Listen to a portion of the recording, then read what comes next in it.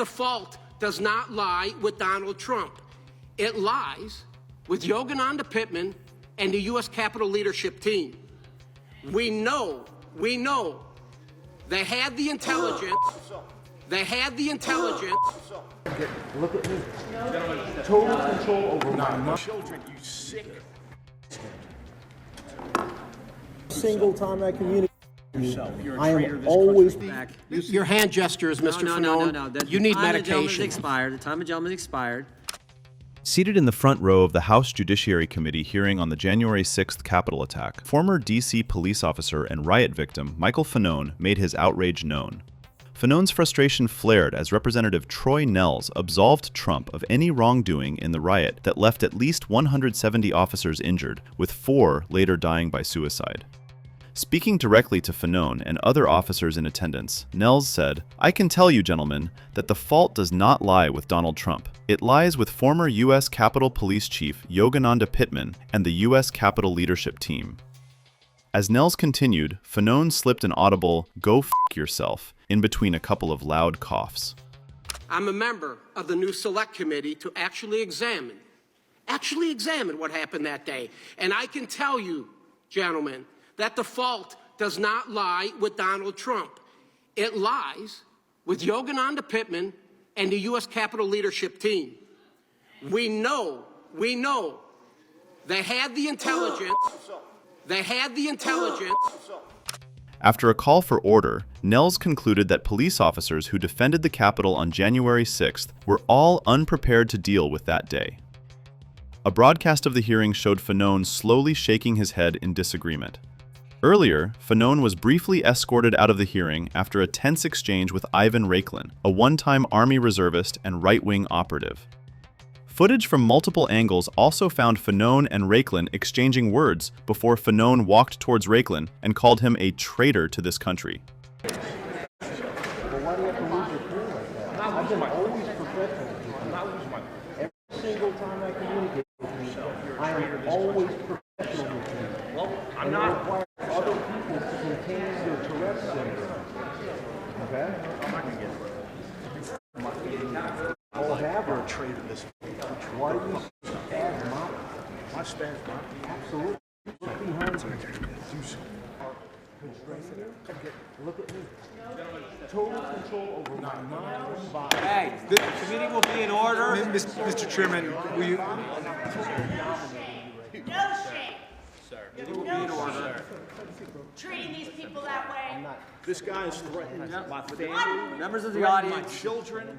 members of the audience will please sit down or remove themselves from the children. committee room. My children, you sick. Raiklin, who was filming his own video during the confrontation, asked Fanone why he was so spasmodic.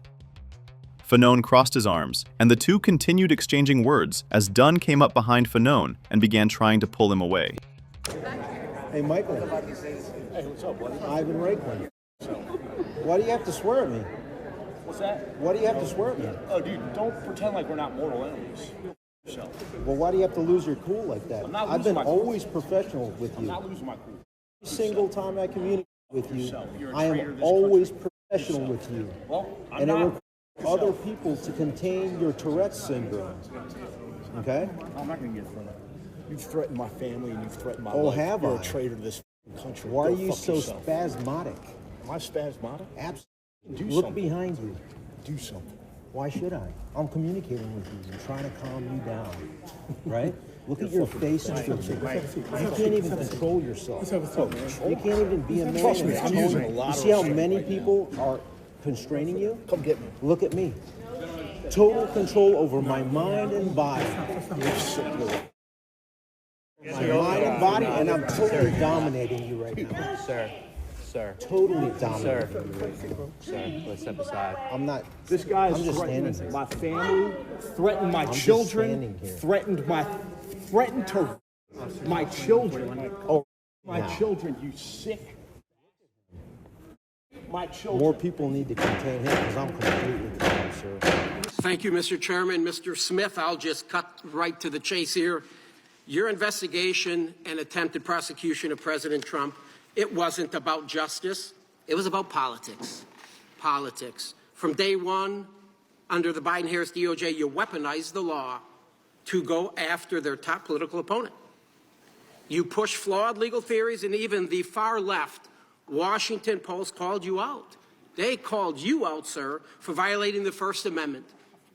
You tried to criminalize political speech, slap unlawful gag orders on a presidential candidate, and spy on Republican members of Congress in violation of the Speech or Debate Clause, including the sitting Speaker of the House. Mr. Smith, you mishandled documents, pressured defense lawyers, and dumped a massive trove of so-called evidence right before the election. And you did it to sway voters. That's why you did it. And don't get me started on that raid at Mar-a-Lago or your unconstitutional appointment, which a federal judge in Florida rightly tossed out. A very bad day for you. This wasn't, Mr. Smith, about upholding the law. It was about tearing down President Trump and anyone close to him. You even tried to ram through a politically motivated final report after your cases collapsed, including the Presidential Transition Act and basic fairness. But here's the good part, America, here's the good part. The American people saw right through it. They rejected, sir, your witch hunt loud and clear in November, handing President Trump a commanding victory. The voters spoke loud and clear. They wanted an end to the weaponization of our justice system. In your opening statement, you spoke about proof of beyond a reasonable doubt. Mr. Smith, I will give you proof beyond a reasonable doubt. Donald Trump winning the popular vote by over 2 million votes. The Electoral College by 85 votes, along with every single swing state.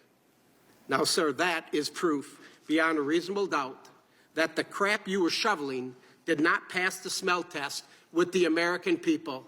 To put it bluntly, Mr. Smith, the stink remains on you. And lastly, I would like to quickly address the police officers of January 6th. Mr. Dunn, Mr. Fanone, Mr. Gonell, Mr. Hodges. I'm a member of the new Select Committee to actually examine what happened that day. And I can tell you, gentlemen, that the fault does not lie with Donald Trump. It lies with Yogananda Pittman and the U.S. Capitol leadership team. We know they had the intelligence, and there was going to be a high propensity for violence that day. Claim my time, yeah. You will be in order. The time belongs to the gentleman from Texas. We've had some disruptions already. We don't need that. Let the gentleman may continue. We know the Capitol leadership team, specifically Yogananda Pittman, had the intelligence, and there was going to be a high propensity for violence that day. And the Capitol itself was the target. We knew the extremist groups were going to be there. And why do I say that? It was your own report from your intelligence section, the IICD, which was run by Pittman, in the January 3rd special events section. It was in it. It was in it. And Mr. Dunn, I believe that you thought that day would be like just any other. In your testimony to the January 6th committee, you said you found out how ugly was going to get on a cell phone. Somebody sent you some information on social media.